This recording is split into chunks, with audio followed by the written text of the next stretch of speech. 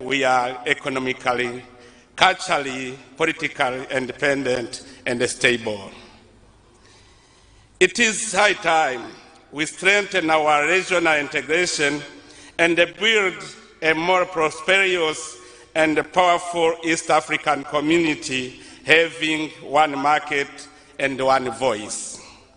This is our ultimate goal as East African, realizing the political federation. That is the reason why I commend and congratulate regional companies that have already opened branches in Burundi and encourage others to do the same. Our community is one of the most successful in Africa, and it is my sincere hope that our success will inspire other similar regional settings. Excellence, I would not finish my remark without saying a word about the commendable job we are doing to bring peace and stability in the east of Democratic Republic of Congo. I recently had a meeting with the United Nations Secretary General on the sidelines of the UN General Assembly, and he assured me of his full support of the Nairobi initiative.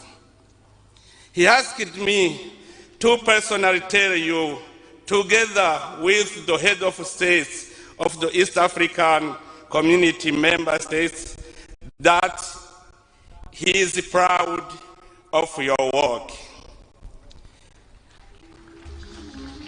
He wishes you every success which will bring about the reduction of MONUSCO numbers while strengthening the East African force at the same time. For the sake of peace, nothing should stand on our way towards bringing security to the people of DRC and stabilizing the region. Once again, Your Excellency, I congratulate you. Fe abarundi tubagara nyonyo. Katonda abawe emikasa nemilembe. Asante sana. Thank you very much. Merci beaucoup. Murakoze cyane. Mwebare. God bless you.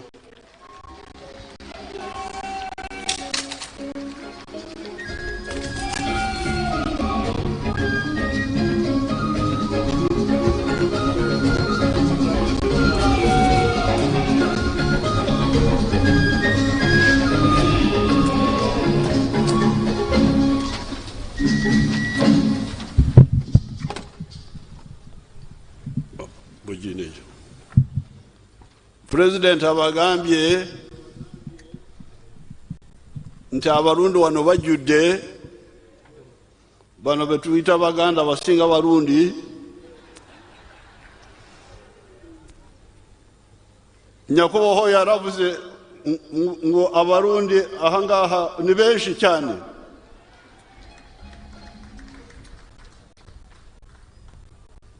We cannot go without hearing a word from the excellencies who are here. His Excellency the President of Somalia, I would like to invite him to say some words, and His Excellency President of Zanzibar, His Excellency Mwinyi, and then the Deputy Prime Minister of Congo, and the Minister from Rwanda. It's better they all say something to you.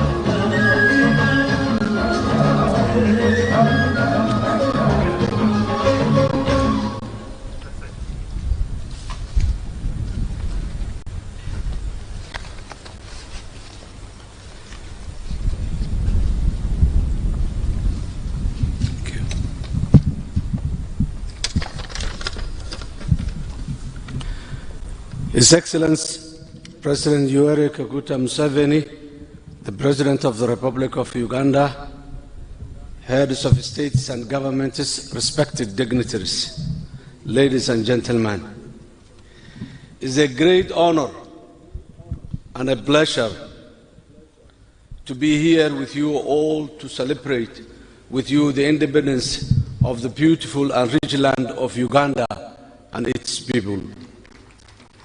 Uganda is a land blessed with human capital, natural resources, and a spirit of success which radiates from the people of Uganda. In this regard, I, on behalf of myself and the Somali government and its people, sincerely congratulate the government and the people of Uganda on the hard-won 60th independence anniversary. Since independence, Somalia and Uganda have been strong allies with a shared agenda and ambition for sustainable development. Our two nations not only share a rich history but a future of common opportunities which we are determined to benefit from the betterment of our two peoples. Our partnership for progress started before the independence of our two nations. Somalia stood by Uganda's independence, and these bonds of friendship broadly continued after the struggle of the independence. Today, Somalia and Uganda face a common enemy in international terrorism. On the security front, Somalia and Uganda and all other troop-contributing countries are laying the foundation for a secure, progressive, and prosperous Somalia and the wider region by actively supporting our government's effort to annihilate Al-Shabaab once and for all. We are grateful to Uganda for training many of our brave security forces who are on the front line in the fight against international terrorism as we are attending this great opportunity this day, this hour. Mr. President, I would like to take this opportunity to express our nation's gratitude for the noble sacrifices of young men and women from Uganda and other troop-contributing countries in our joint fight against international terrorism. We Somalis are deeply conscious of your country's relentless contribution towards our peace building and commemorate those sacrifices with our commitment to peace and prosperous future for generations to come in Somalia.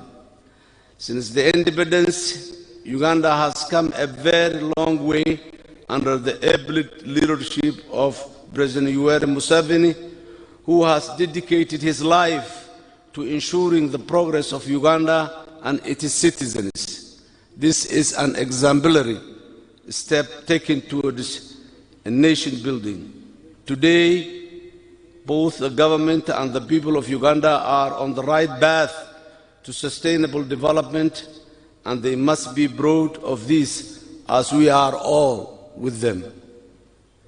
In this auspicious day, we look forward to continuing our partnership and cooperation. I wish the Ugandan government and its people even greater success and development in the future to come. I say all Happy Independence Day to all Ugandans.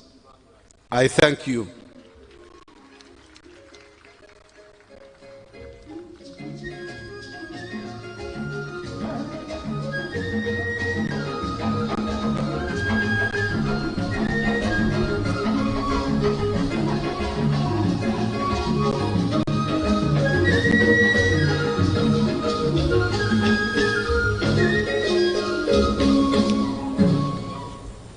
Your Excellency, the President of the Republic of Uganda, Mr. Kaguta Museveni, Your Excellencies, Heads of State and Government, and our brothers from Uganda, good afternoon.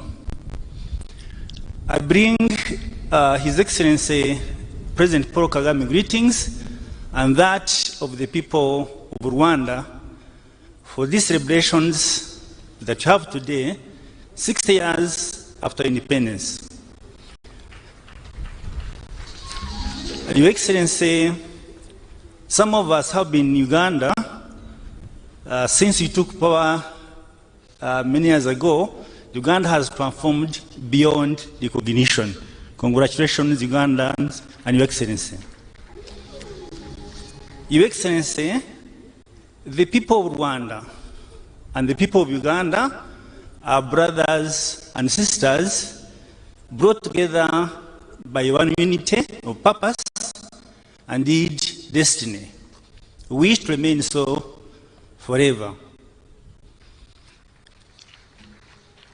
Your Excellency, as part of East African community, we applaud your achievements and indeed the unity you have in this country and the one that, of course, you wish to bring in the region. And, of course, you can count on Rwanda to be part of that unity and process. Indeed, with these few remarks, Your Excellency, I again wish the people of Uganda the best over the 60 years now and many years to come. Thank you, Excellency.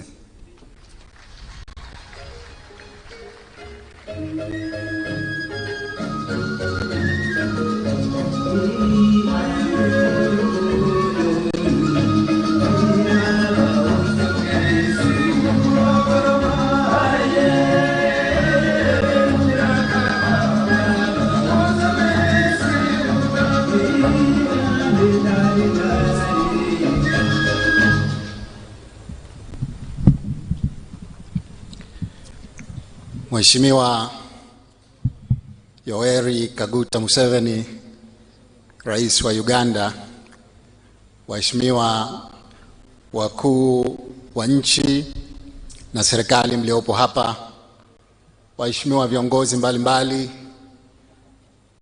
viongozi wa serikali ya Uganda, wageni waalikwa, mabibi na mabwana.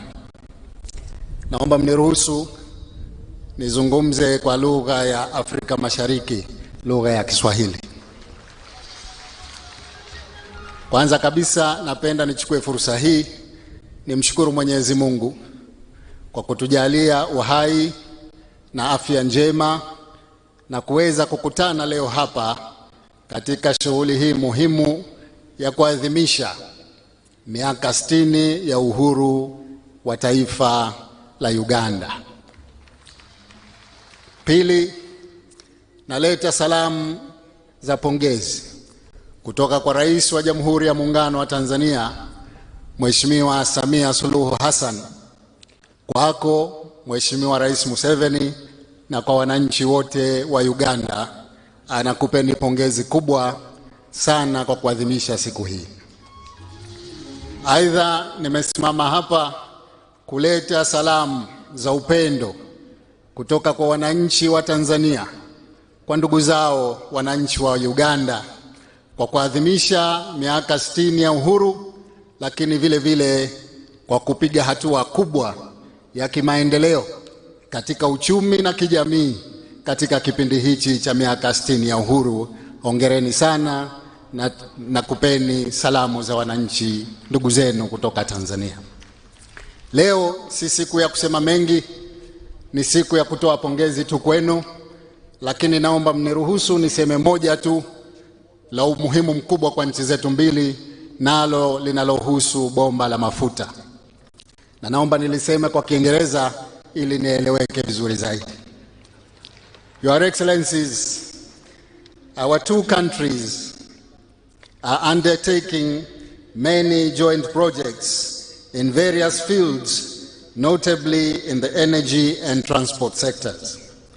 Among those projects is the construction of the East African crude oil pipeline from Hoima, Uganda to Tanga, Tanzania. which is expected to be the longest heated oil pipeline in the world.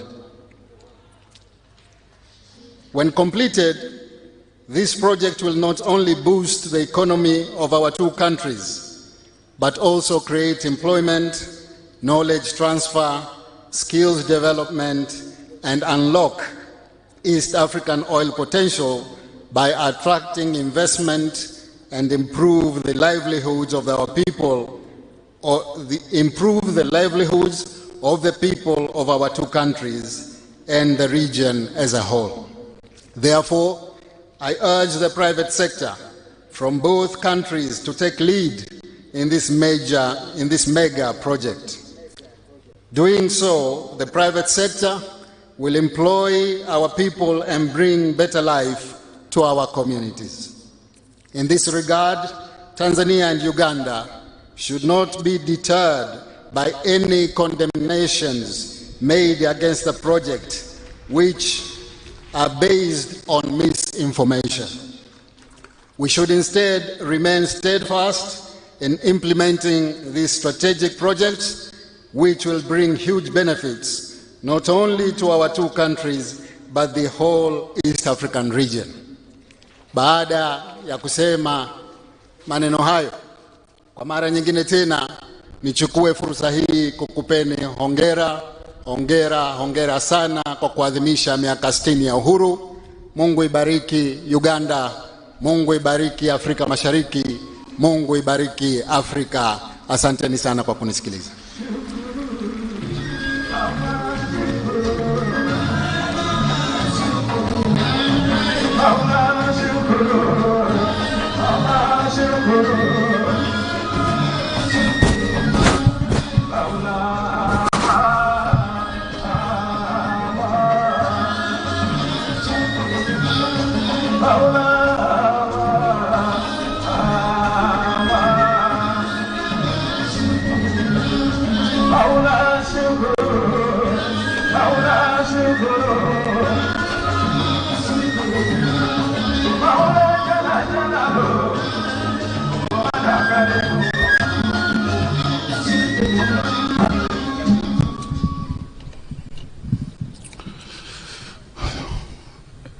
Excellences,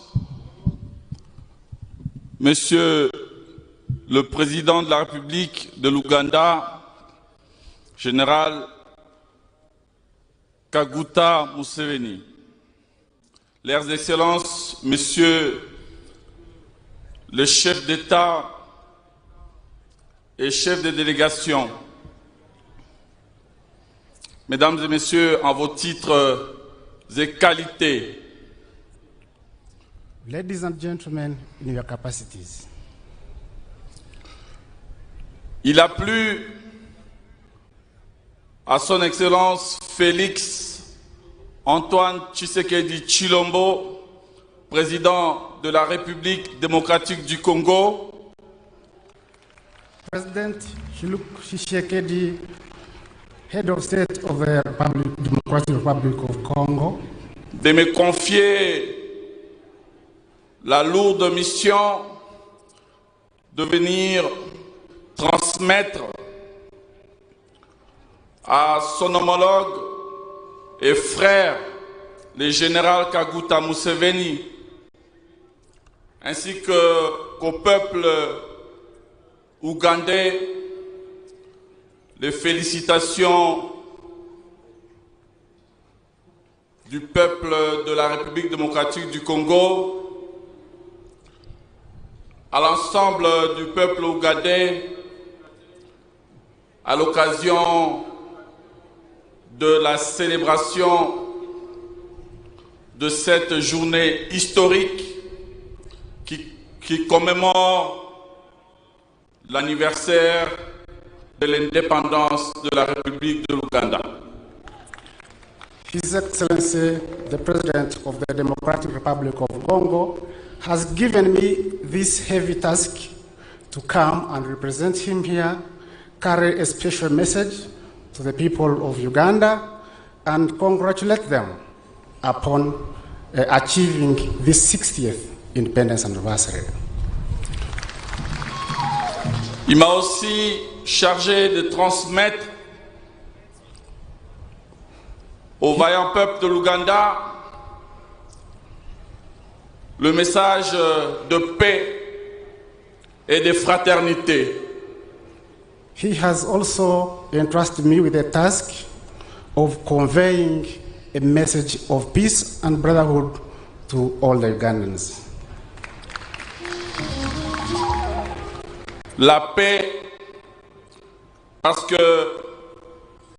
notre région, notre espace géographique a longtemps souffert de troubles armés, de conflits armés, de problèmes sécuritaires. Why peace? Because our region, our geographic area has for a long time suffered from troubles, from wars, and from insecurity. Ces problèmes méritent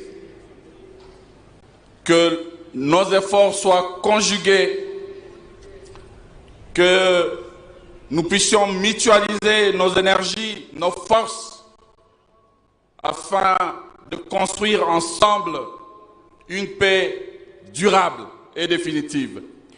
This problem requires us to pull our forces together to work towards restoring peace and ensuring sustainable peace. À l'est du pays, le sang, à l'est de la République démocratique du Congo, le sang a beaucoup coulé. Dans notre région, le sang a beaucoup coulé. In Eastern Congo, in our region, blood has been shed. Il est temps pour le président de la République démocratique du Congo de construire un nouveau monde, de construire une paix durable qui va permettre le décollage de notre région, de nos pays respectifs, qui va permettre à ce que nous puissions léguer à nos enfants une région de paix avec des opportunités de développement et d'émergence. It is now time for the government of the Democratic Republic of Congo to fix what has gone wrong so that even our children in future find a stable region.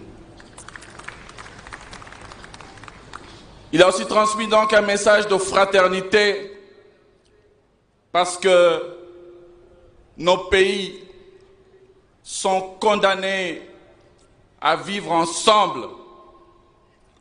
He has also sent me to tell you that the message he sent is a message of brotherhood because our countries have been condemned to work together, to live together. Voisins, nous l'étions hier, voisins, nous le sommes aujourd'hui, voisins, nous le resterons éternellement. We were neighbors in the past, we are neighbors today, and we shall remain neighbors in the future. Tout ce qui touche l'Ouganda touche la RDC. Tout ce qui touche la RDC touche l'Ouganda. Nous partageons la même histoire au sein de cet espace géographique et nous partageons donc le même destin. What affects Uganda affects the Democratic Republic of Congo. What affects the Democratic Republic of Congo affects Uganda. We have a lot to share in this region, in this geographical area. À l'occasion de cette célébration,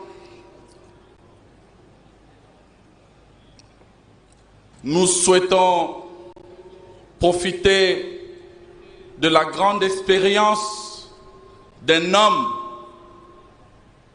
qui a tout vécu,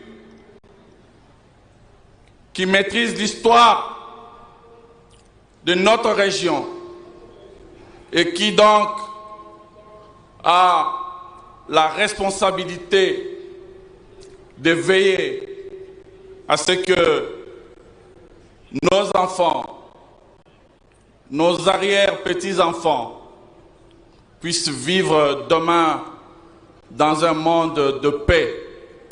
Parce que la plus grande bataille qui nous reste à mener, c'est sans nul doute la bataille pour l'avènement d'une paix durable et fraternelle.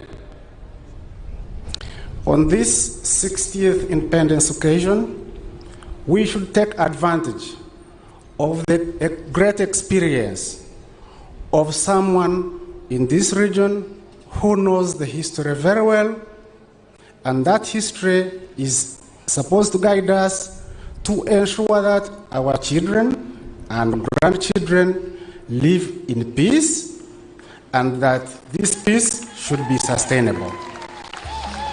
C'est donc en agissant ensemble, dans la fraternité, dans la sincérité, que nous réussirons à réconcilier nos différents peuples avec l'avenir et l'espoir d'une vie meilleure.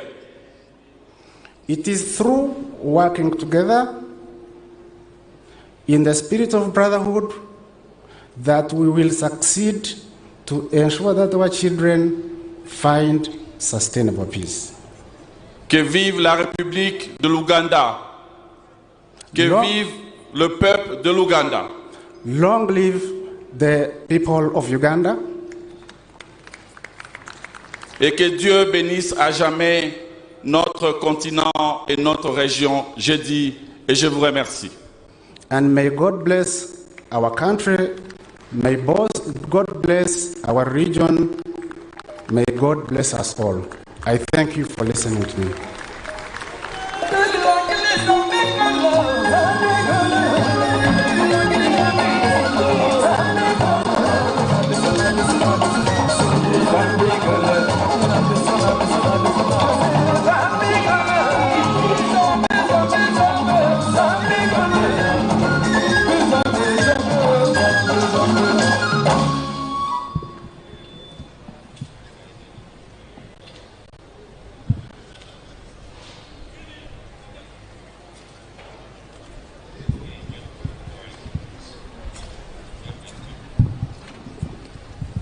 Excellencies, heads of state and heads of delegation who have been introduced from the brother countries of the East African community and from other friendly countries, Their Excellencies, the First Ladies, Her Excellency Vice President of Uganda, Right Honorable Speaker, His Lordship Chief Justice, the Right Honorable Prime Minister, Honorable Ministers, Members of Parliament, Secretary General of the NRM Party, members of the Diplomatic Corps, ladies and gentlemen. First of all, I thank their Excellencies, the heads of state, for agreeing to come and share with us this joyous occasion in spite of their busy schedule. I also thank the brother countries that sent delegations. Secondly, I congratulate all Ugandans on this occasion of the 60th anniversary of Uganda's independence.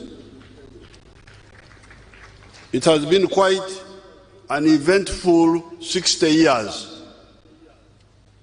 Naye abaganda tugamba ndekitata muhima tekimala konte. If a muhima does not die, even if the cattle die, you will always get new cattle. In spite of the numerous problems over these 60 years, Uganda is now standing and marching forward. It is not only Uganda that faced problems. So did many African countries, as the president of Burundi was telling you. That is why, on this occasion, I would like to ask the African political class the following two questions. The two historical questions are, number one, are there professors of economics in Africa? Mbuza, waliwo abasoma ebya enyingiza y'amawanga? That is question number one. Are there professors of economics in Africa? Second question, is the African political class determined to build a Latin America in Africa instead of building the United States of Africa in Africa? This generation, 60 years, what are we building? Are we building a Latin America in Africa or a United States of Africa in Africa? And I'm glad many of the leaders have spoken already on this very issue. They have all spoken on it, the ones who are here. Even by the time we defeated Idi Amin in 1979, our thinking on the philosophical, ideological, and strategic issues was well crystallized. Philosophy tries to understand man and his motivations. Ideology deals with the ideas about the management of society, and strategy deals with the methods used to implement whatever plans you have for society. On the side of philosophy, we had, by that time, by the time we defeated Idi Amin, we had discovered that while there may be some altruistic actors in society, the majority of the people were egocentric. Hence, the wisdom of using the private sector in the economy without banishing completely the use of the parastatals. On the side of ideology, we discovered that in order to create prosperity for our people through the production and sale of goods and services, we need to emphasize the four principles. And these are the principles of patriotism, loving Uganda, Pan-Africanism, loving Africa, socio-economic transformation, and democracy. In order to use our understanding of philosophy and our ideology to create prosperity for our people, we evolved a strategy of 10 points program. Point number 5 of that program read as follows, in quotes: building an independent, integrated, and self-sustaining national economy, end of quotes. By that time, we had already discovered that one of Africa's problems has been the curse of confining itself to the export of raw materials, where we always get less than 10% of the actual value of the end product out of those raw materials, and the resultant loss of jobs to the cleverer led outsiders. The outsiders are better led. They take our raw materials, they get more money out of them, and create jobs for their children, when ours are here dying in the ocean trying to go to Europe.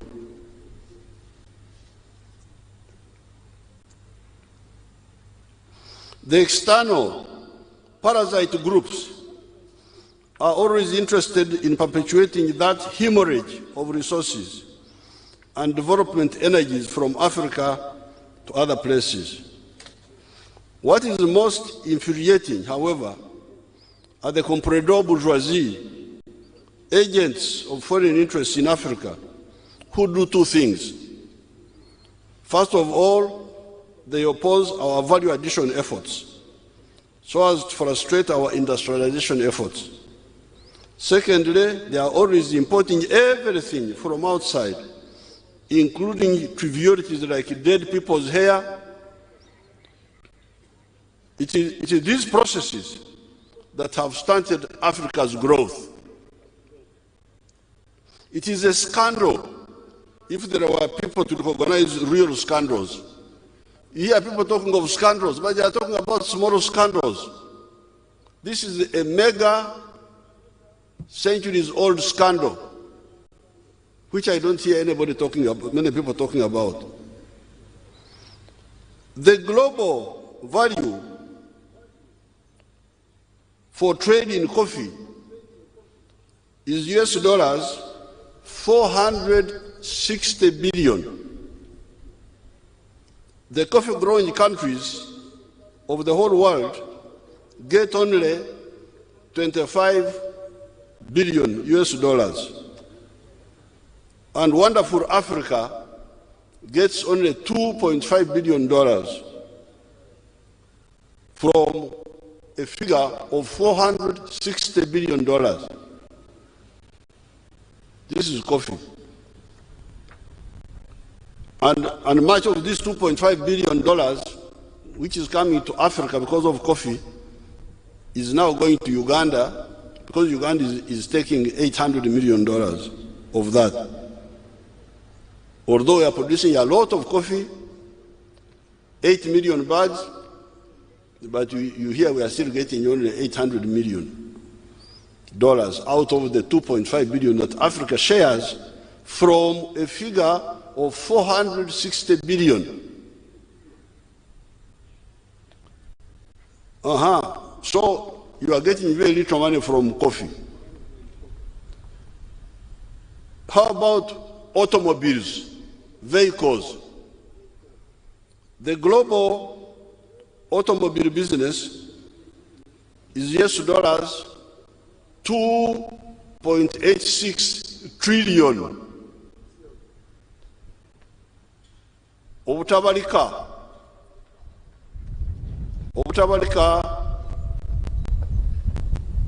bubiri kumpi busatu. Africa's share in the manufacture of vehicles is only $30 billion out of 2.86 trillion. And I think this goes to maybe South Africa or something like that. The global pharmaceutical business is US dollars 1.42 trillion. Africa's share is US dollars 16 billion.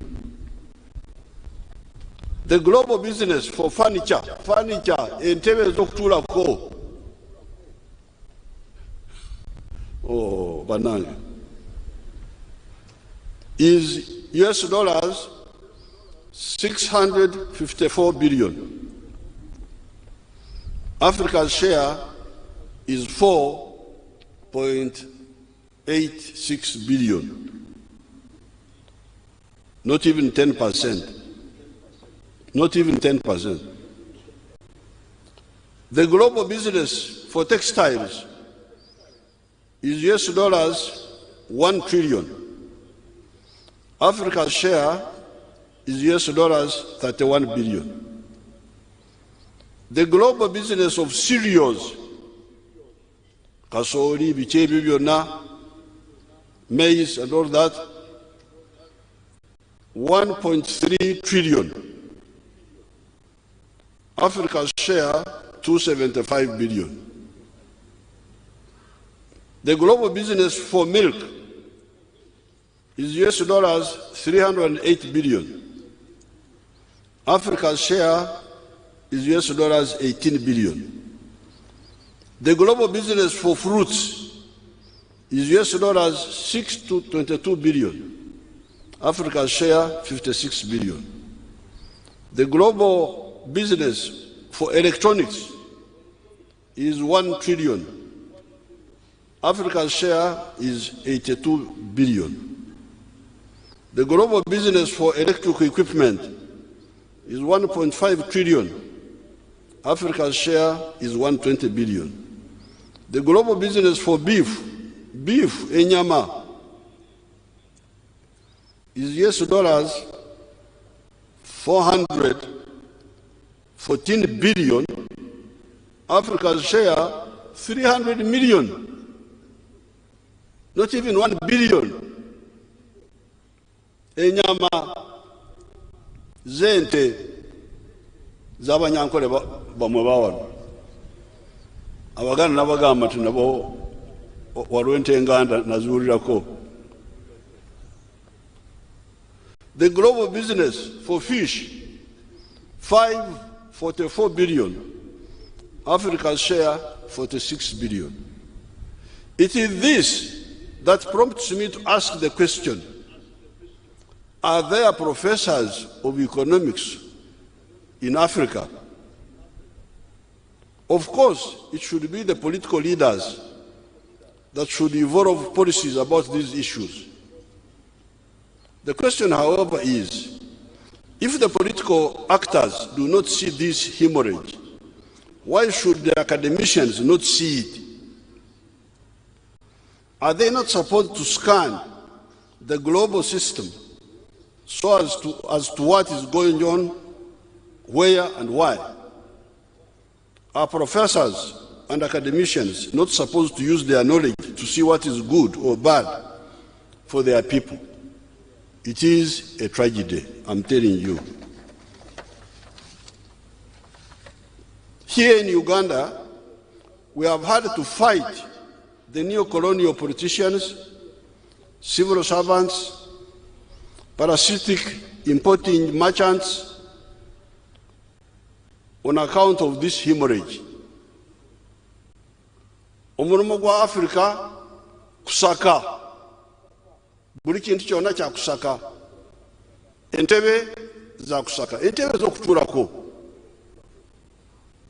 Bagenda ne basaka entebe Dubai. Dubai eddungu ery'omusenyu likola entebe ffe abali mu kibira wano gye tusaka.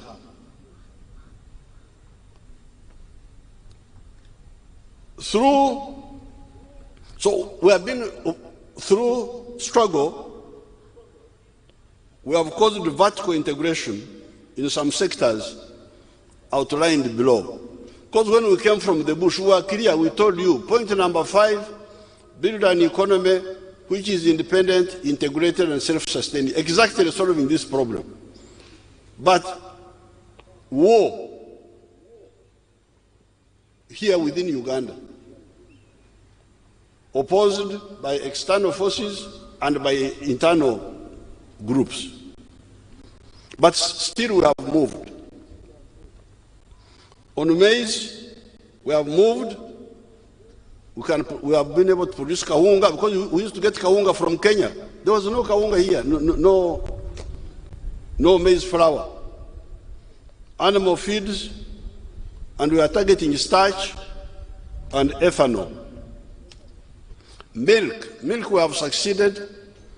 Processed liquid milk, ghee, butter, powdered milk, casein proteins, cheese, yogurt. Cotton, textiles, vegetable oil, animal feeds, gunpowder. Africans don't know that gunpowder comes from cotton.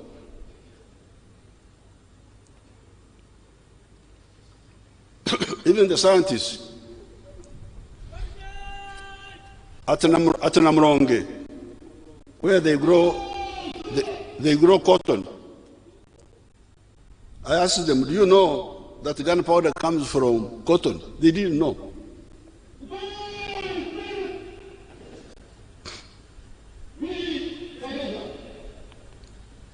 African market is flooded by dead people's clothes. M30 from the USA and Europe, known as second-hand clothes, thereby exporting money and jobs. Sugarcane, we have been able to produce raw sugar, industrial sugar, ethanol, rum, animal feeds, and electricity. Beef, cattle, we have been able to produce beef, at least we don't import beef. And now we are beginning to produce leather. The other day I opened a leather factory. Fish.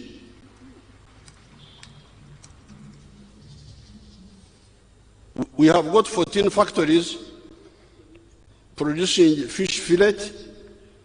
The Nairo Patch Mall is being developed as a big export. These factories had gone to 22, but some had to close because of the bad fishing of fishing young fish. Bananas. Our scientists have moved on the banana flour, banana starch, banana juice, banana wine, banana gin, eyo mujimanyi ndowooza. Eyo sirina kujoogerako nnyo. Waragi. Waragi oyo bamutegeera bannayuganda. Alcohol sanitizers against corona. Zyatuyamba nnyo. Here we have been having a big war with the political class and the bureaucrats over this banana project. Bananas are good for potassium and carbohydrates, apart from vitamin C in ripe bananas, amenvu. Fruits, fresh fruit exports, fruit juice, teju, we are making teju, teso juice. I gave them this name. They wanted to give it another name. I said, no, you call it teso juice. When you see all these cars which are here, Mitsubishi, I don't know what, Toyota, those are human beings in Japan. So these products of ours should get local names so that we sell our country abroad. So Teju is Teso juice. And the leather of Ruero, I will give it a name of Ruero somewhere. I will sit down and give it a proper name. Fruit pulp, I have not heard whether you are producing jam. That one I have not got very well. Sorghum, Omwemba, we are now using it for brewing beer. Pines, MT, ceiling boards, furniture. Until recently, furniture for Uganda, including government departments, was being imported from China, India, Dubai, etc. Imagine that. Entebbe obutebe ezo nazo za kusaka. Mama Janet here had to have a big fight in the Ministry of Education where they were giving tenders to companies in India to supply chairs for schools. And yet we had people here who were making furniture, but they were not being allowed by these wonderful people. Now,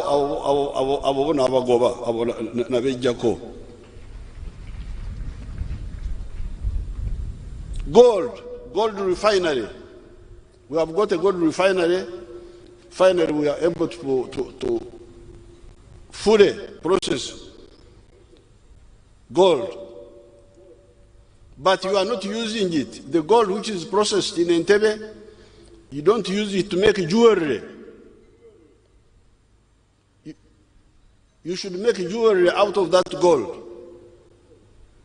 Limestone, cement blocks, pavers, scrap metal, steel bars, mtaimbwa, steel gate doors, used car batteries, recycled batteries, rubber, car and motorcycle tires, PVC plastics, textiles, blankets, palm oil, soap, cooking oil, sesame seeds, cooking oil, soap manufacture, marble tiles, marble. We get marble tiles and sanitary ware, clay. We are now making industrial ceramics. These were being imported also. You can imagine. Ceramics just for floors of houses were being imported. Until somebody, a Chinese person, so why do you import these tiles? Why not make them here? You have got the best clay here. Granite, pavers, building blocks, tea leaves. There we have got 31 factories, at least, but they need to be improved. These achievements have been in spite of the stiff opposition we have been facing from the parasites and their foreign backers, such as the Monitor newspaper.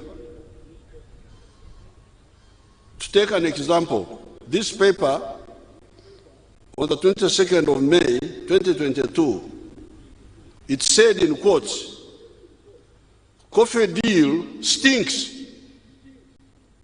That's what they were saying. Nti entege kaze tulina kumwanyi ziwunya.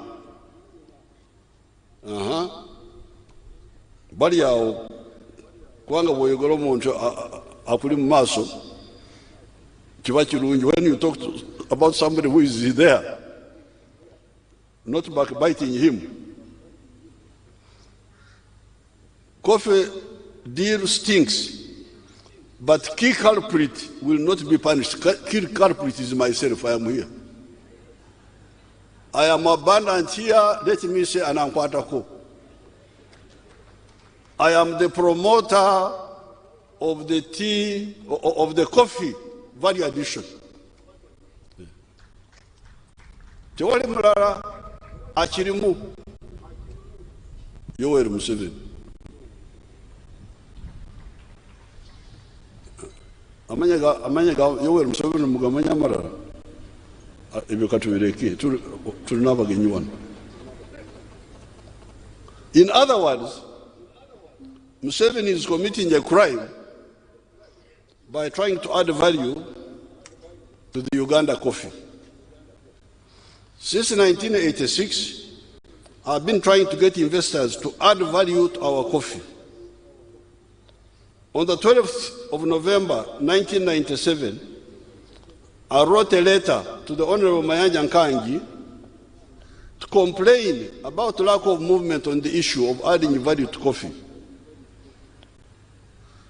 Our farmers, even today, our farmers are paid an equivalent of 70 cents per kilo of low-grade coffee. The same kilogram, when roasted, ground into powder and packaged, it sells for $12.9 in supermarkets. This is the slavery I cannot accept. How can it be that the professors, economics professors of Africa, do not see this? How can it be that the ministries of finance of Africa do not see this? On the 12th of November, 1997, I wrote the following letter to the Honorable Mayanya Nkangi, who was our Minister of Finance at that time. It's a long letter, but maybe you will read it in the paper. But I can read it here. Reference is made to our cabinet meeting of 3rd of November 1997 held in Masaka. In that meeting, I brought cabinet 3 containers of instant coffee, 1 plastic container with a capacity of 100 grams of blended coffee, Robusta and Arabica, originating from Uganda but processed abroad, was selling at $14. Just 100 grams, not even a kilo. So this letter was saying that at that time, when we get $1, somebody somewhere from a kilo, somebody somewhere in the world gets $70. That's what I was saying in this letter. You will see it in the document when it is published. After that, I engaged the Nestle group in Davos. This group which has got its label on coffee. They made it clear that they already had their factory for coffee processing in the UK and would not build a new one. Hence, we had to remain as the raw material producers, getting only 5% of the value of the coffee we grow. They, moreover, try to muddy the water by claiming that blending of the different coffees can only take place in Europe. We told them that Uganda had all the varieties, and the blending would be done here. That has been the war I've been involved in until I got the Vinci company to help me. The one who monitor was the campaigning, was saying that in Tiewunya, tugenda kutegera awunya, tugenda mpola mpola, tutegere ani awunya. Arwana ku Uganda oba kati jere tulindako.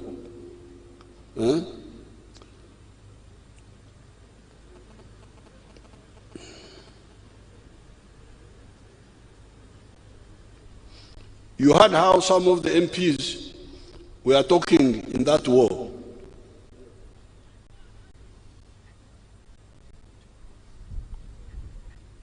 Mwalimu Julius Nyerere had built a coffee processing factory in Bukoba, in Tanzania, near the border of Uganda. When I heard of that, I linked our people with that effort. They were producing an end product known as Star Coffee. Unknown to me, the officials of Uganda allowed that effort to die out, or get stunted. What blindness and betrayal this is. I don't even know what is happening to that factory, the one in Bukoba, because my people pulled away without telling me. To add to the story of coffee, there is the story of iron ore. Uganda has got the purest iron ore of Tare in the world, 70% pure. The nearest is the one of Peru, which is 58% pure. An Indian company, working with some locals, had planned to export this high-grade raw material to India and to be paid US $47 per ton. Out of 1,000 kilograms of this iron ore, when you process it, you get 700 kilograms of steel. A ton of steel at that time was selling at US dollars 550. So you can imagine, here, you Ugandans, you get $47. Somebody goes and gets 550 from your iron ore here.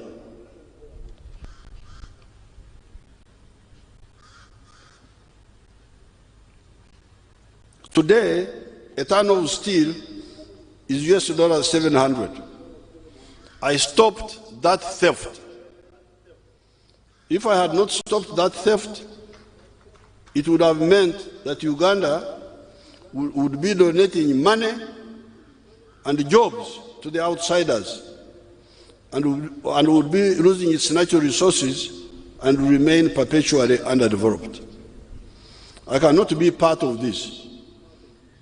We have now finally got investors that are ready to build a vertically integrated steel industry that will produce high-grade products that we need for hydropower dams, for high-rise buildings, for the standard gauge railway, and for our automobile and military industries. Each year, Uganda spends US dollars 362 million on the imported steel and steel products. East Africa spends 2.5 billion on steel products if you include automobiles, which consume a lot of steel. Yes, we have 12 factories recycling scrap metal. This scrap steel helps us to get Mtayimbwa steel bars for low-strength buildings. The products of recycled steel cannot, however, be used for high-strength structures such as dams, the standard gauge railway, etc. Hence, the endless hemorrhage. Why should this be tolerated? Why should this be happening in Africa 65 years after Ghana's independence?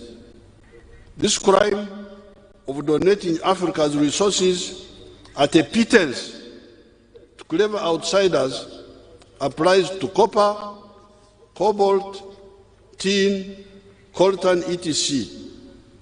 Any wonder that African youth do not have jobs and must go for semi-slave jobs abroad. Those jobs are donated by African planners to the outsiders. This is the war I've been fighting here in Uganda for the last almost 62 years. I thank those elements in the NRM that seriously support this position. I appeal to all the others to support these liberation efforts. It's a matter of survival and crucial for our prosperity. The second question I want to pose again is the political class in Africa determined to build a Latin America in Africa or a United States of Africa in Africa? This question should have been answered at independence. Mwalimu Nyerere, Nkrumah, Modibo Keita, Sékou Touré, and maybe Lumumba was killed too early, raised this question and tried to answer it in a correct way. Their voices were, however, smothered by the collaborators, and instead the nebulous OAU was created. In the last 500 years, two good laboratories have emerged on the global stage.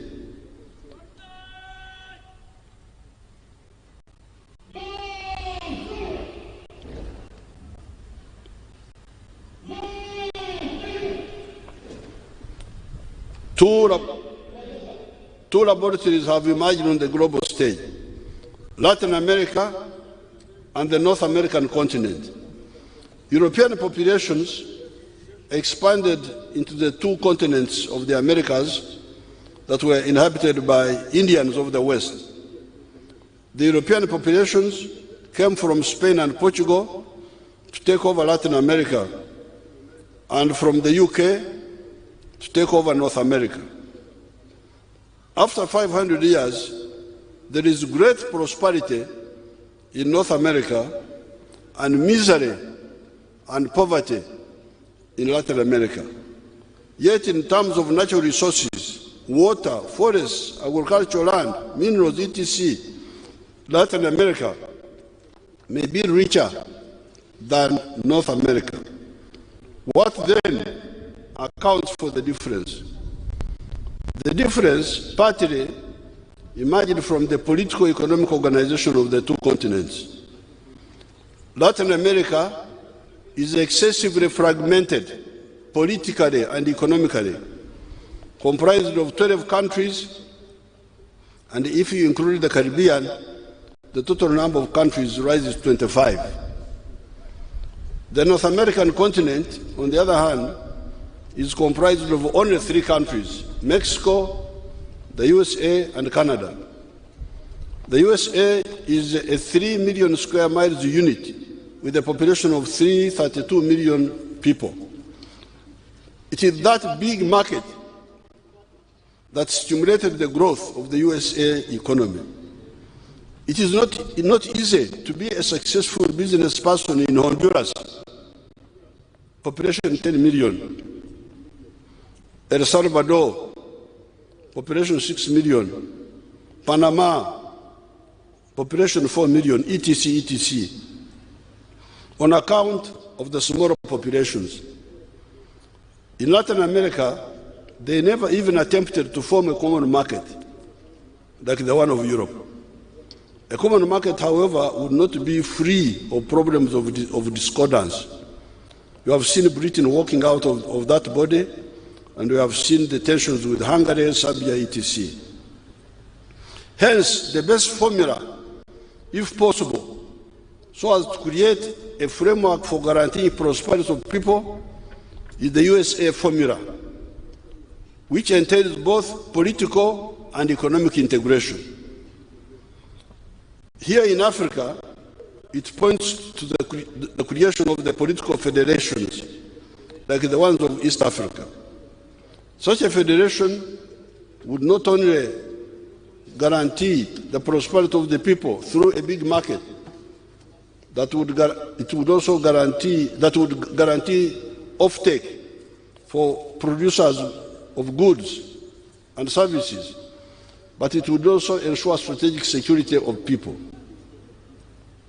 Nobody could dare to threaten their security. They would ensure their 4-dimensional strategic security on land, in the air, at sea, and in space. It would also deal with the problem of the suppressed fraternity of the African peoples. The 54 countries of Africa created by colonialism do not pay the slightest attention to the 4 linguistic groups of Africa. The 4 are the Niger-Congo, the Nilo-Saharan, the Afro-Asiatic, and the Khoisan. These are the 4 clusters of nations based on language. Obviously, the 54 countries do not pay attention to this. Hence, here in East Africa, you find the Interacustrian Bantus of this area are scattered in Uganda, Congo, Rwanda, Burundi, Tanzania, and Kenya. Yet these are peoples whose dialects are mutually intelligible. Some months ago, at Munyonyo, I found a group of young people seated. When I engaged them, I found they were Kenyans. Of course, it is not easy to know who is a Kenyan and who is a Ugandan by looking at them. You have to ask them. I then asked one of them, a girl, what her name was. Her answer was Kwambuka. Her name was Kwambuka. Kwambuka. Where do you come from? Was my next question. Her answer, Kisii. Kisii in Kenya, the land of His Excellency, Dr. Ruto. Then my next question was, what does Kwambuka mean in Kisii? I asked the young lady. The answer, it means crossing a river or a valley. The young lady answered. That is exactly what it means in the Runyaktara dialects. You can't believe it. It is not only the inter-Achushin Bantu that are fragmented in these countries. How about our Luos in South Sudan, Congo, Uganda, Kenya, Ethiopia, and Tanzania? The Kalenjin, Uganda, South Sudan, and Kenya. And the Ateke, South Sudan, Congo, Uganda, Kenya, Ethiopia, and Tanzania. When you talk of the Luo, you are talking of the Alurs, Achoris, Langis, Japadola, Luos, Anuak in Ethiopia, Kumam. When you talk of the Kalenjin, you are talking of the Sabine, Pokot, Nandis, Kipsigi, CTC. When you talk of the Ateke, you are talking of the Kakwaz, the Bari, the Topotha, the Turkana, the Karamojong, the Itoset, etc. Where do the Maasai belong? Are they Ateke or Kalenjin? Help the author, please. However, I know that they are certainly Nairo-Hamitic. In the case of East Africa, we have the added value, added bonus in the form of the fraternity of the Swahili language speakers. It has therefore been long, ever since the NRM and its precursors started supporting the struggle for the realization of the dream of the East African Federation. If we had achieved that by 1963, as the elders had intended, this part of the world would be very far. Some of the political elite let down Africa in 1963 by frustrating that effort. If that federation had been launched in 1963, you can be sure that Idi Amin would never have taken power in Uganda. There would have been no genocide in Rwanda or the killings in Burundi. Congo would have stabilized long ago. The problems of South Sudan would have been solved much earlier, and the problem of Somalia may not have turned out the way it did. Even today, the sort of problems we are facing would be easily solved. Take the problem, and I'm glad His Excellency Ruto spoke on this. Take the problem of high food prices, for instance. A few years ago, Uganda produced 5 million tons of maize. Uganda consumed only 1 million tons because Ugandans have other foods. It is only institutions and the animal feeds manufacturers that use maize. There was therefore a surplus of 4 million tons, which had no market in East Africa on account of the non-tariff barriers, protectionism.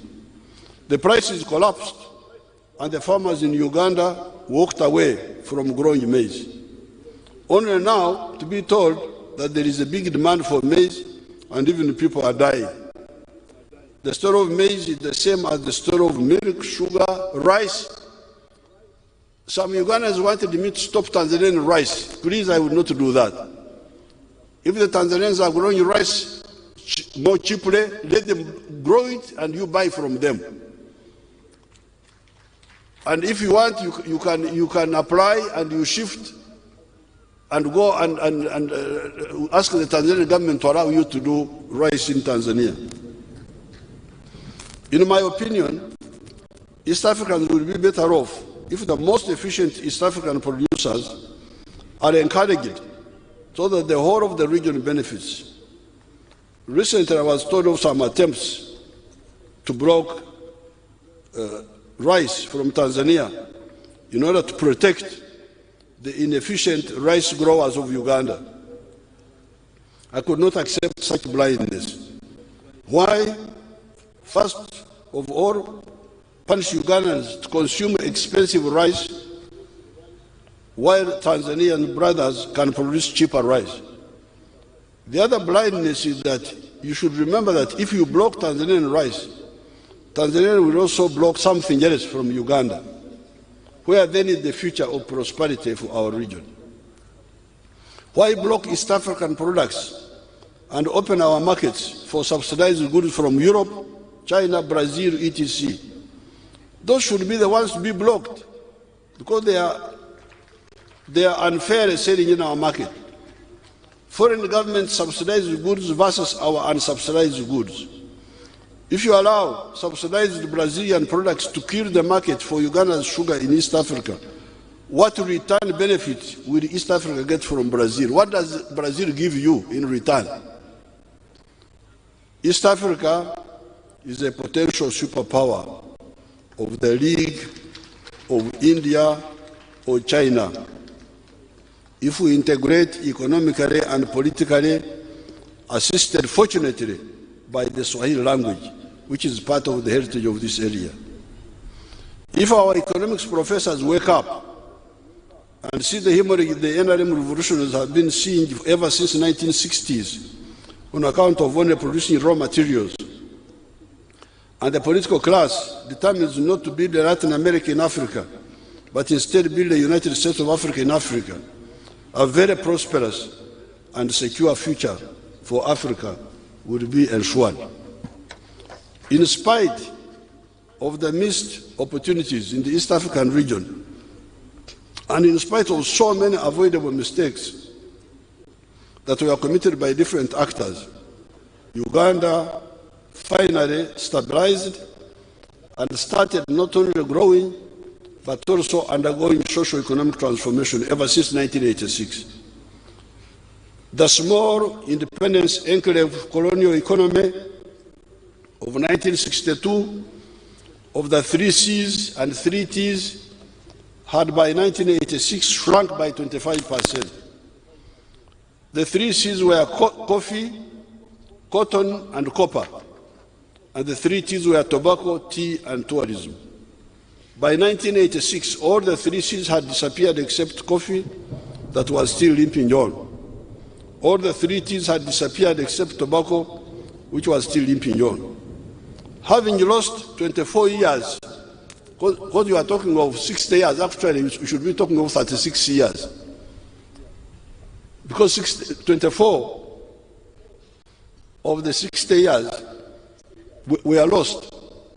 Having lost 24 years of the 60 years, the NRM, our movement, had fortunately had many years of clarifying our ideological, philosophical, and strategic position on almost all issues of society and economy. We had already distilled our 4 principles of patriotism, Pan-Africanism, socio-economic transformation, and democracy.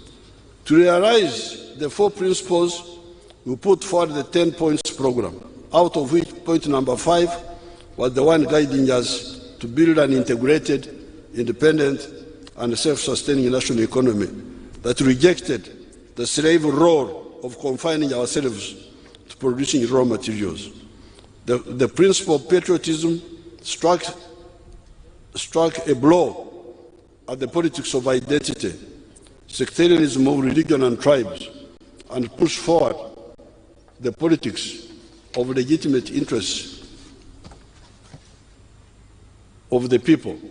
That is why, ever since 1989, the NRM always won all elections by absolute majority in both popular votes and the electoral colleges on the first round. We have never had a second round here.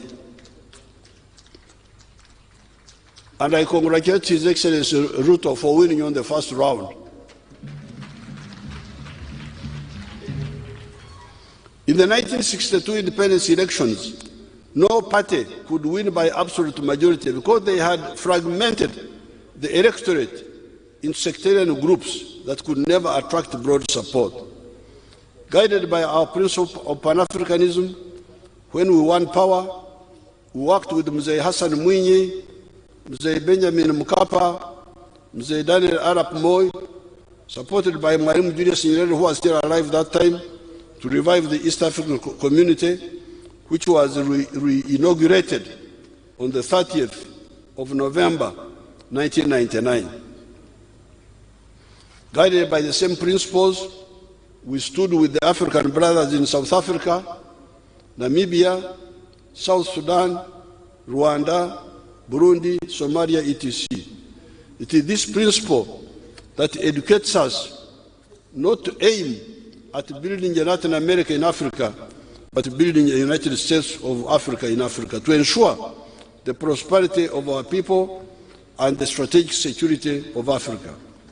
Our belief in patriotism and Pan-Africanism enabled us to build a strong national army for the first time since the collapse of the Patriotism Empire around the year 1500 AD.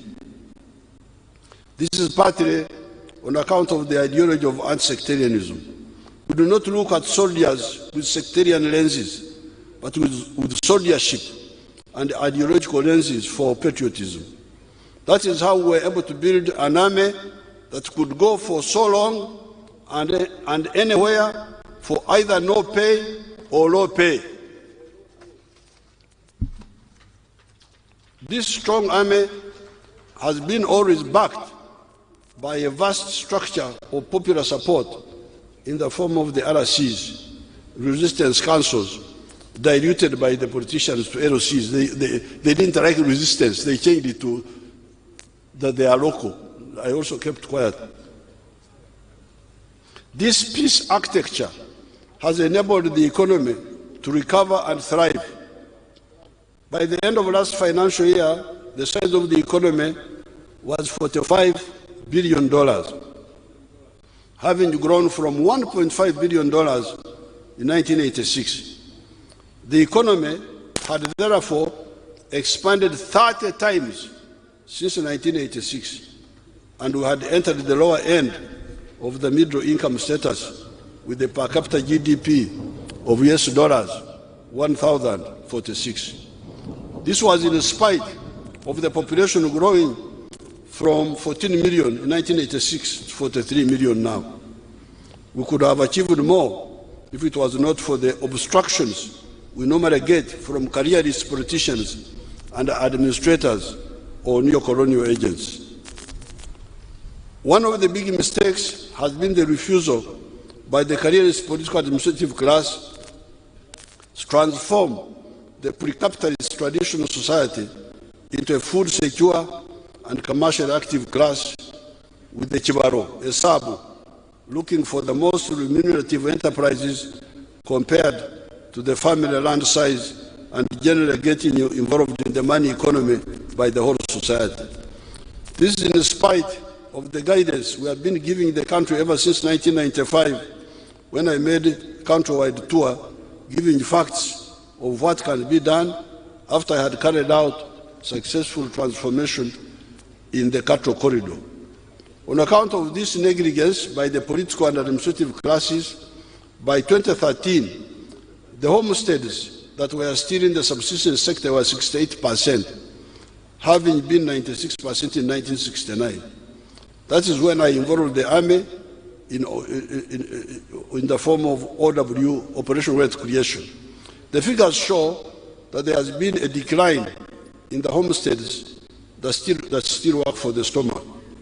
With the parish development model and the Myoga, not forgetting the bigger industrialization and modernization programs, we are sure to finally involve all the homesteads in the money economy. We have sent money to the parish circles and to the Myoga.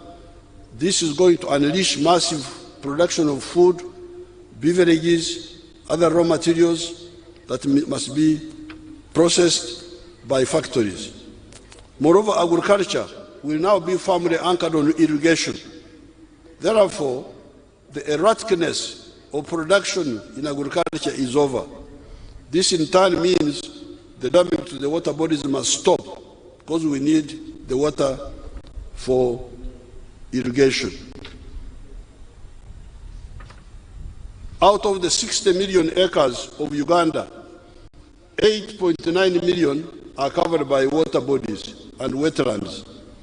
And assuming we have forests covering 30% of the country, that would leave us 15.3 million acres for agriculture. If 10 million acres were used for intensive agriculture of the 4 acres model, that would give us 2.5 million small farms. In the Ruengaju area, our small-scale farmers using only 1 acre are employing 15 people per farm. Using this conservative figure, the 2.5 million small farms would employ 37.5 million people. Assuming the other 5 million acres were for medium-scale farming, using farms of 100 acres each, we should have 50,000 farms. These, in addition to the intensive agricultural activities of the small farms, would use extensive agriculture to produce maize, sugarcane, cotton, tea, tobacco, etc., products that only make economic sense when they are produced on a large scale. These would create their own jobs. All this is just in agriculture. How about industry, manufacturing? How about services? How about ICT? The problem, therefore, is not jobs. The problem is the neo-colonial thinking that is always off the point and not able to understand the strong potential of Africa.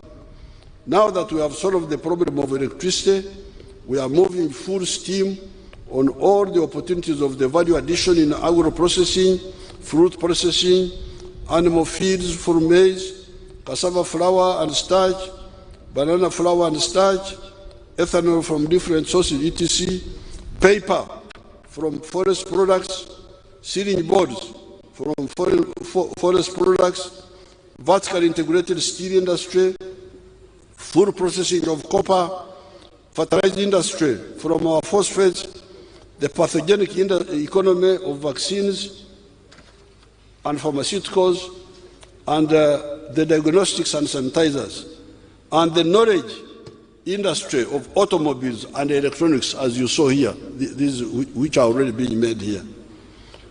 With our East African brothers and sisters, the sky is the limit. Recently, I'm about to finish. Munange myaka enkaga. 60 years, please, muzikirize, allow me. Munikubali miaka 60, sio kitu rahisi. Wacha nitoa maneno yote. Recently, there was yet another manifestation of imperialistic arrogance and hegemonism by elements in the European Parliament, whereby they decreed from Brussels that East African crude pipeline should not be constructed until those arrogant actors permit us to do so. Parasitic elements from that part of the world have been causing problems for Africa and the world for the last 500 years. It all started with 1453 AD, when the Turkish Ottomans captured Constantinople and blocked the land route for Europe to the east for trade in silk, spices, etc. The Europeans, led by Portugal, legitimately started looking for an alternative sea route to the east to outflank the blockade. Partly due to our internal weaknesses caused by the bankrupt tribal chiefs, what started as a search for alternative route to the east soon became a mega slave trading phenomenon: colonialism, exploitation, looting, and genocide in Africa, Asia, and the Americas. By 1900, the whole of Africa had been colonized except for Ethiopia.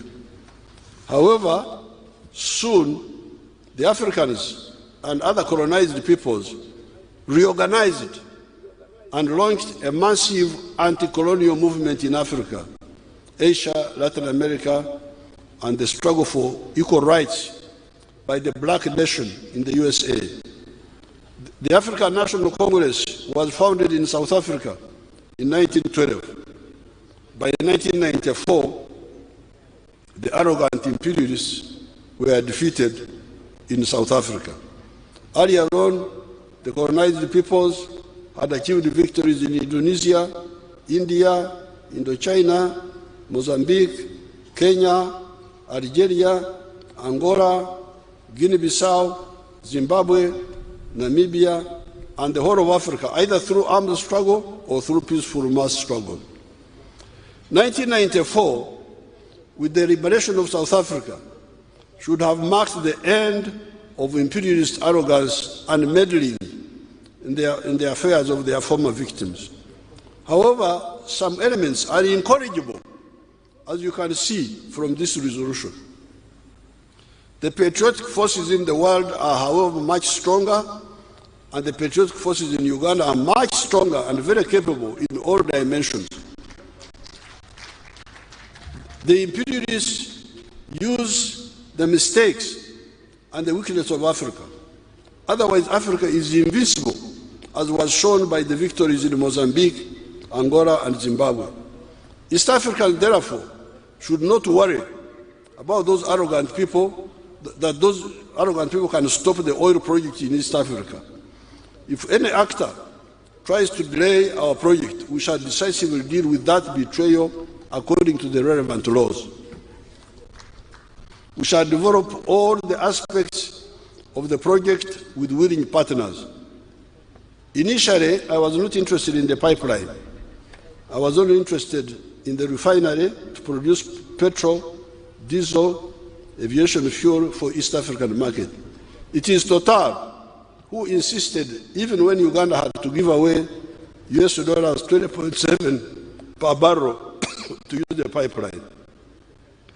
In the end, we support the pipeline because it contributes something modest to our Tanzanian sisters and brothers who, under Mwalimu's leadership, contributed so much to Africa, including Uganda, in the anti-colonialism effort. Besides, the pipeline corridor provided by the Tanzanian government will bring to us gas from Tanzania and Mozambique because our gas resources are not that big. We need gas for fertilizer manufacture, to produce chemicals, etc. Therefore, down with the imperialist parasitic measures. However, Africa should know that even during the anti-colonial struggle, we had progressive whites that were on our side. Lord Fenner Brockway, Sir Dingo Foot, Professor George Shepard, etc. worked with Mzee Msazi in our anti-colonial struggle. Even today, there are progressive forces in Western Europe who can work for the common good of humanity, who are not part of white chauvinism.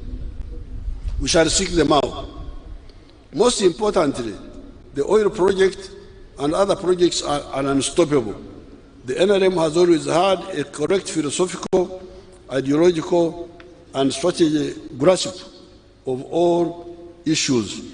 Nothing can derail us, in spite of the good movement in the world to curb the emissions of the greenhouse gases and move away from oil as fuel for cars. Our oil will remain valuable. We shall still need the oil for textiles like the shirt I normally put on.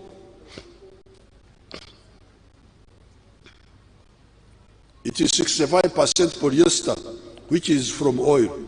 We need hydrocarbons for fertilizer, nitrogen, for plastics, for tar, for our roads. As you saw, we are moving on the electric vehicles, electric pikipikis, using hydrogen for steel manufacture, etc. However, our oil will remain useful for other non-polluting purposes. All living things have carbon in them. Carbon is not a problem. The problem has been greed of foreigners who jump from this to that looking for money without careful and honest study.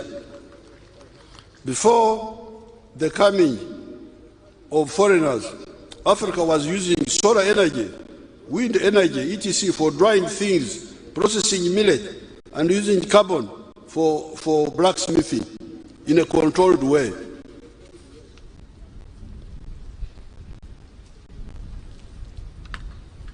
With a more understanding of natural laws, science, if we do away with greed, all these products can be used safely and sustainably. When oil will no longer be needed for driving cars, it will serve us longer for use for other purposes. I thank everybody. In particular, I thank their excellencies, His Excellency Ndaishimie, President of Burundi and Chairman of the East African Community, His Excellency Salva Kiir Mayardit, President of South Sudan, His Excellency Sheikh Mohamud, President of the Republic of Somalia, His Excellency William Ruto, President of the Republic of Kenya, His Excellency Dr. Ali Mwinyi, President of Zanzibar, and the Chairman of the Revolutionary Council representing the President of the United Republic of Tanzania, His Excellency Ebua Jean-Pierre, Vice Prime Minister and Minister of Public Service of DRC, and His Excellency Professor Manasi Nshuti, Minister of State for East African Affairs, representing the Republic of Rwanda, and Dr. Peter Mathuku, Secretary General of the East African Community, and Honorable Sadio Kamara, Minister of Defense of the Republic of Mali, for honoring us by positively responding to my invitation to be with us on this occasion. This is part of Undugu. Thank you so much. Mbasaside, have you survived the speech? Muchariwo katoleye bazigo oba muonye speech eno. Asante sana kama kuvumilia hii hotuba ndefu kiasi hiki. 30 pages. Thank you very much. Thank you very much, Your Excellency.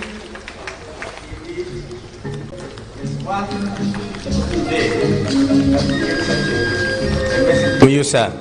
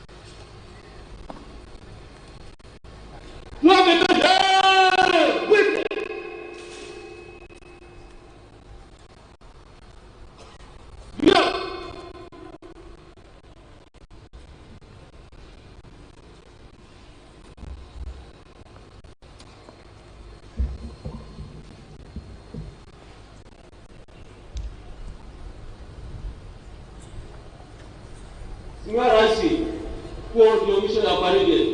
Naomba kupaa bendera uwanjani, Mheshimiwa Rais.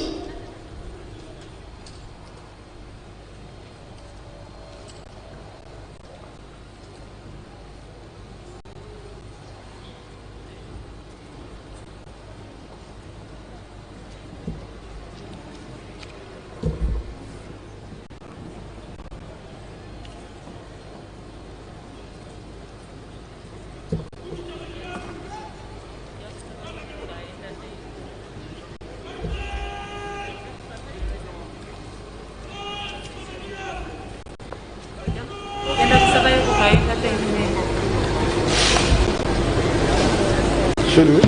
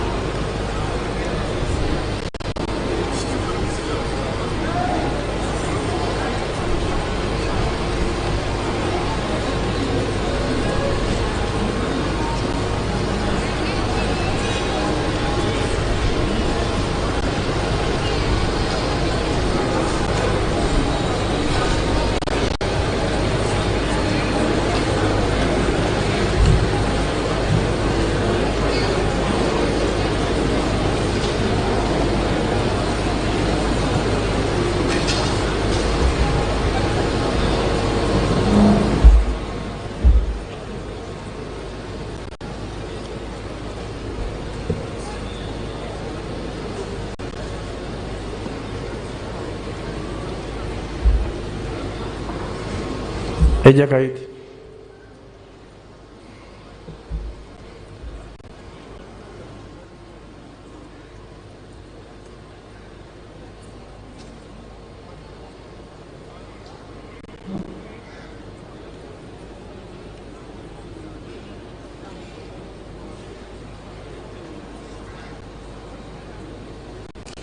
Ejakait ukurol.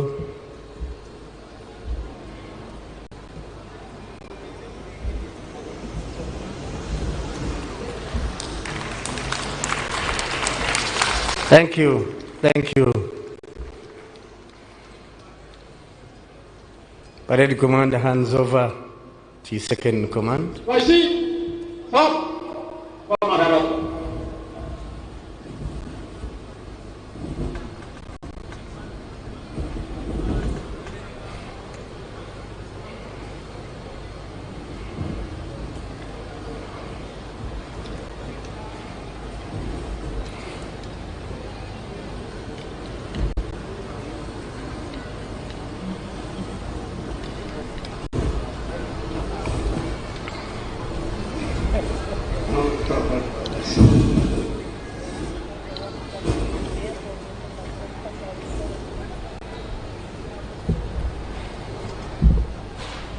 E alama noi e jakait kano okirol.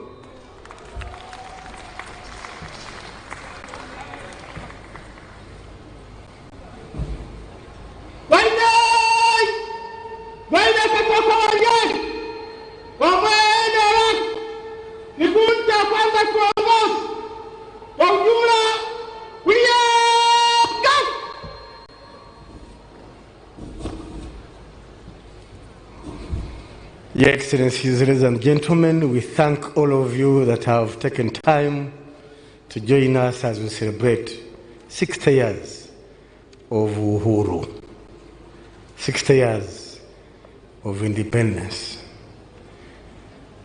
The first 24 years, Your Excellency, we were counting 9 presidents. Our colleagues, the neighbors, were counting 2 or 3. Today they have reached 5, 4. I think we can wait for them to catch up with 9. Then we can move to next forward. We thank God.